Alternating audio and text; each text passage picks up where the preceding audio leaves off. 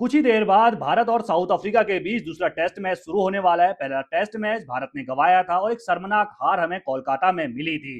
दूसरे test match की आज हम बात करने वाले हैं। गुवाहाटी में टेस्ट मैच खेला जाएगा और गुरु गौतम गंभीर की अग्नि परीक्षा इस टेस्ट मैच में होने वाली है। और इसके अलावा शुभमन गिल पर भी आज हम बात करने वाले हैं, तो रिपोर्ट आपके लिए बहुत खास होने वाली है। दूसरे टेस्ट मैच की सारी जानकारियां इस रिपोर्ट पर हम आपके लिए लेकर आए हैं। शुरू करते हैं भाई। देखिए, दूसरा टेस्ट मैच गुवाहाटी में 22 नवंबर को खेला जाने वाला है। दो टेस्ट मैचों की ये सीरीज है, साउथ अफ्रीका के साथ खेली जा रही है। डब्ल्यूटीसी के लिहाज से सीरीज बहुत ज्यादा महत्वपूर्ण थी, लेकिन भारत पहला मैच हार गया, तो कहीं ना कहीं अब सीरीज तो भारत नहीं जीत सकता। यानी कि डब्ल्यूटीसी में हमको कहीं ना कहीं एक बहुत बड़ा झटका लगा है। पिछले कुछ समय से अगर हम देखते हैं तो अपने घर पर हम हार रहे हैं, जिसके बाद गुरु गौतम गंभीर पर सवाल उठ रहे हैं। गुरु गौतम गंभीर का सारा रिकॉर्ड मैं आपके सामने लेकर आया हूं कि उनकी कोचिंग में किस तरीके से भारत ने टेस्ट मैच के अंदर प्रदर्शन किया है और लगातार हार की क्या वजह है। अगर हम देखते हैं तो स्पिन कहीं ना कहीं खेलना हम भूल चुके हैं। अपने घर पे जो स्पिन का बादशाह भारत को कहा जाता था, अब कहीं ना कहीं वो नजरअंदाज आ रहा है, बिल्कुल भी नजर नहीं आ रहा है। हमने कोलकाता में भी देखा, स्पिनर्स के सामने हम पूरी तरीके से ढेर हुए। हार्मर को हमने 8 विकेट दिए, man of the match south Africa के स्पिन गेंदबाज हार्मर बने थे। हार्मर की बात करनी होगी क्योंकि स्पिन हम खेलना कहीं ना कहीं भूलते हुए दिख रहे हैं। यही वजह है कि हम कोलकाता हारे। 93 रनों पर ढेर हो गए। 124 रनों का लक्ष्य था, 30 रनों से मैच हार गए। तीसरे दिन ही मैच खत्म हो गया। बहुत बड़ी शर्मनाक ही हमको हार मिली थी। गुरु गौतम गंभीर की हम बात कर रहे थे, तो गुरु गौतम गंभीर के जब से कोच बने हैं गौतम गंभीर भारत के, तब से भारत ने 18 टेस्ट मैच खेले हैं और मात्र भारत को 7 में ही जीत मिली है। 9 टेस्ट मैच हम हारे हैं और 2 टेस्ट मैच ड्रॉ भी हुए हैं। यानी कि हार अगर हम देखते हैं तो ज्यादा हारे हैं, जीत की अगर बात करें तो 7 ही जीते हैं। 9 मैच हार गए, 7 जीत गए और 2 ड्रॉ हुए। यानी कुल मिलाकर 18 मैच हमने गुरु गौतम गंभीर के कोचिंग में भारत ने टेस्ट मैच खेले हैं।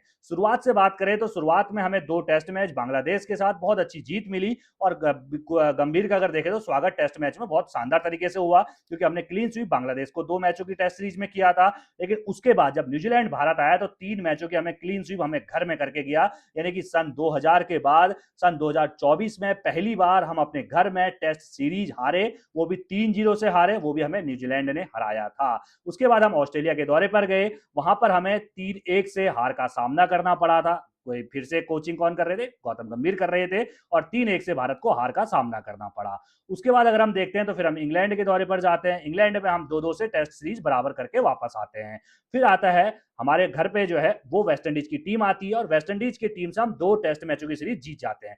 वेस्ट इंडीज को इतनी बड़ी कोई टीम हम मानते नहीं, क्योंकि डब्ल्यूटीसी की रैंकिंग में भी वेस्ट इंडीज कहीं नजर नहीं आती है। उसके बाद अब साउथ अफ्रीका जब भारत आती है 2 टेस्ट मैचों की सीरीज खेलने, पहला टेस्ट मैच हम हार चुके हैं और दूसरा टेस्ट मैच नाक की लड़ाई है। अगर हम ये हार जाते हैं तो भाई अपने घर पर हम 7 में से 5 मुकाबले हारने वाली टीम बन जाएंगे। ऐसा 1970-72 के जमाने में हुआ करता था, जिस वक्त पर इंग्लैंड और ऑस्ट्रेलिया मजबूत टीम हुआ करती थी और भारत आती थी और हमें हराती थी। सन 1970-72 के बाद पहली बार ऐसा हुआ है 2024 और 2025 में कि हमने अपने घर में 6 मैच खेले, 6 टेस्ट मैच खेले और उन 6 टेस्ट मैचों में से हम 4 टेस्ट मैच हार गए, मात्र 2 टेस्ट मैच जीते, वो भी वेस्ट इंडीज से हम जीते हैं। ये बहुत बड़ी शर्मनाक रिपोर्ट मैं आपके सामने पेश कर रहा हूं कि भाई 1972 के बाद पहली बार ऐसा हुआ कि एक साल में हमने 6 टेस्ट मैच अपने घर में खेले और उसमें हम 4 टेस्ट मैच हार जाते हैं। हमें डर साउथ अफ्रीका से यह भी है कि सन 2000 में, यानी कि 2024 में न्यूजीलैंड ने हमारे घर पे आके हमें हराया था, उससे पहले सन 2000 में 24 साल पहले साउथ अफ्रीका ने